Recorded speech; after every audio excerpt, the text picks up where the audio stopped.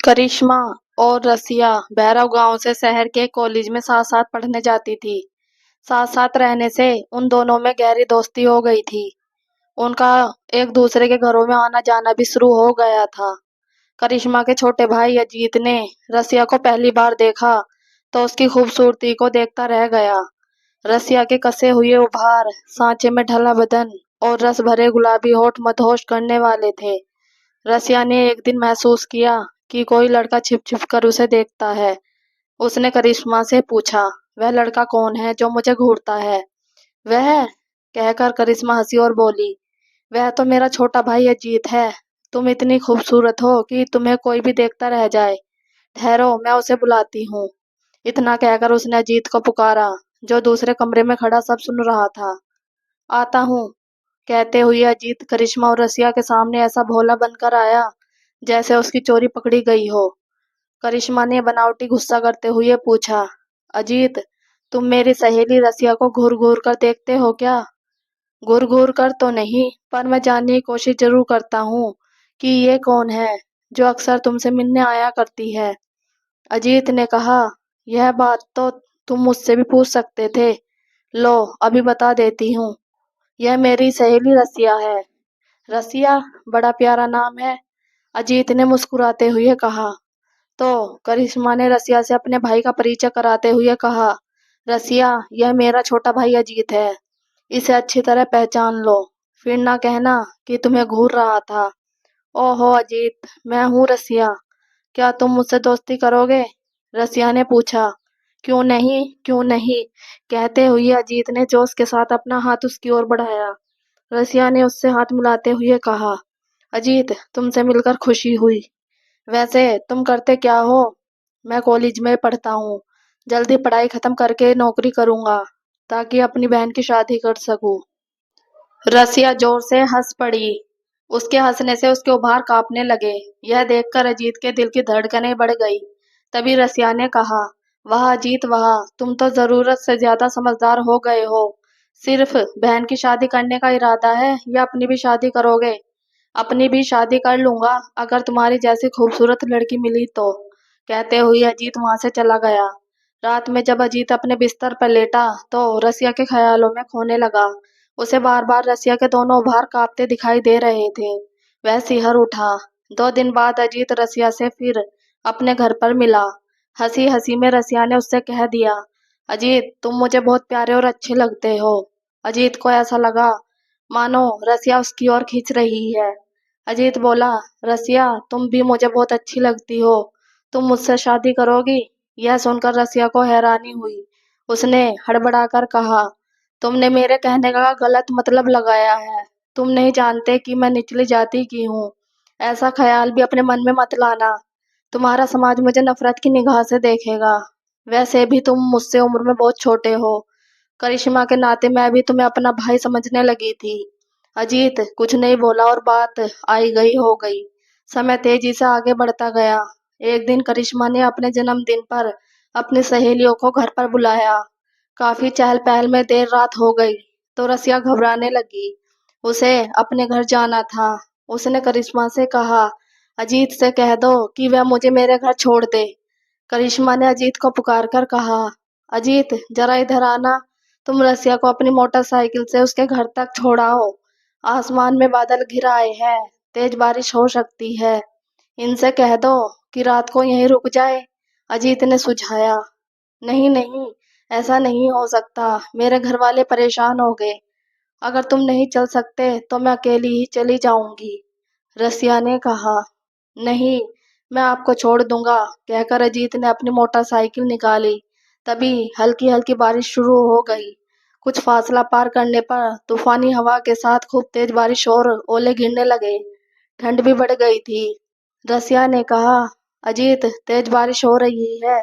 क्यों ना हम लोग कुछ देर के लिए किसी महफूज जगह पर रुककर बारिश के बंद होने का इंतजार कर ले।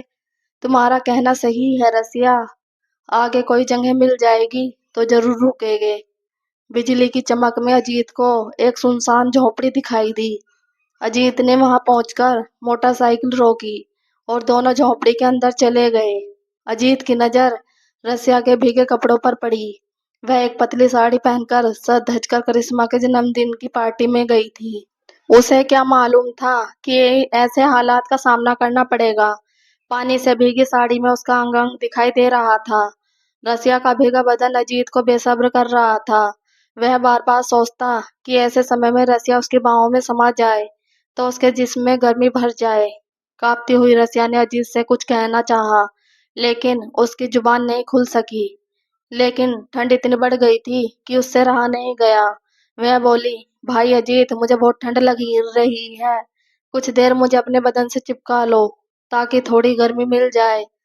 क्यों नहीं, भाई का फर्ज है ऐसे हालात में मदद करना, कहकर अजीत ने रसिया को अपनी बाहों में जकड़ लिया।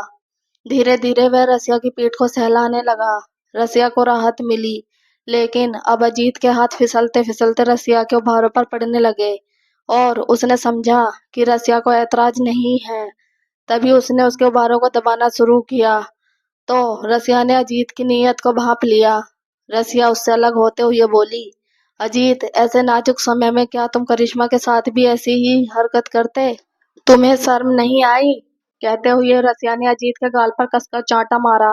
यह देखकर अजीत तिलमिला उठा। उसने भी उसी तरह चांटा मारना चाहा, पर कुछ सोचकर रुक गया। उसने रसिया की पीठ सहलाते हुए जो सपने देखे थे वे उसके वहम थे।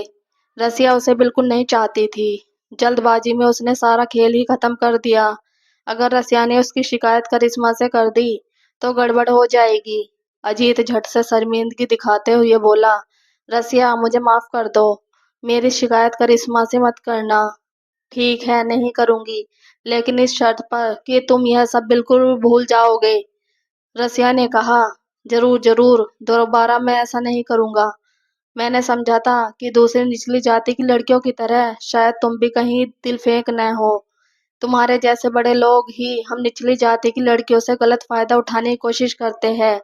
सभी लड़कियां कमजोर नहीं होती। अब यहाँ रुकना ठीक नहीं है। बारिश भी कम हो गई है। अब हमें चलना चाहिए, रसिया ने कहा। दोनों मोटरसाइकिल से रसिया के घर पहुंचे। रसिया ने बारिश बंद होने तक अजीत को रोकना चाहा, लेकिन वह नहीं रुका।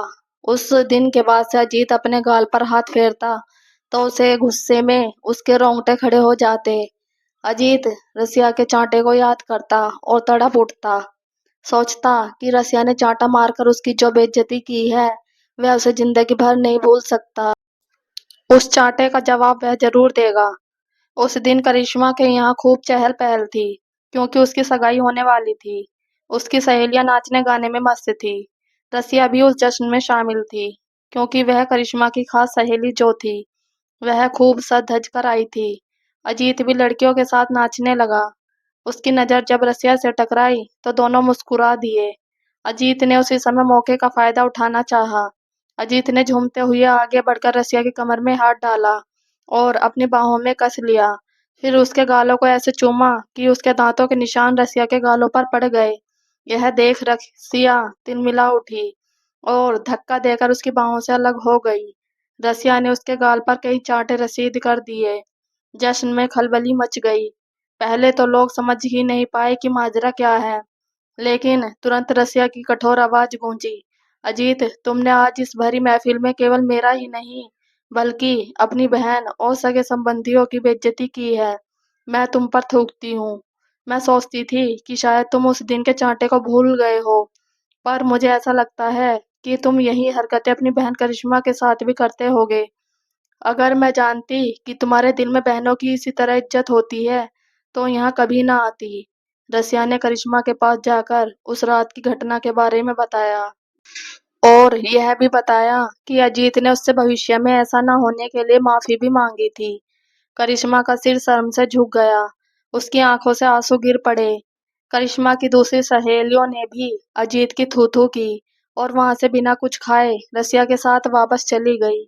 नासमझ अजीत ने रसिया को जलील नहीं किया था, बल्कि अपने परिवार की बेइज्जती की थी।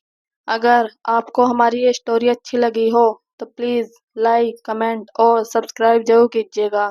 Thank you.